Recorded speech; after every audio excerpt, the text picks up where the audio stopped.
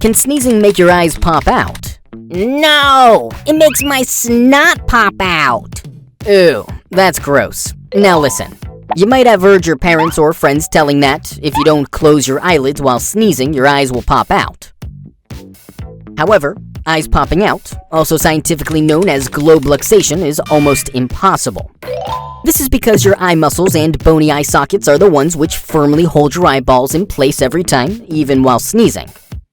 Now, when you sneeze, a huge pressure builds up in your chest and head. However, this pressure is extremely unlikely to dislocate your eyeballs because the pressure is released through your nose and mouth. However, it is important to note that there are a very small number of cases reported in which eyeballs have indeed popped out due to sneezing. So, it's certainly not impossible, but is extremely rare.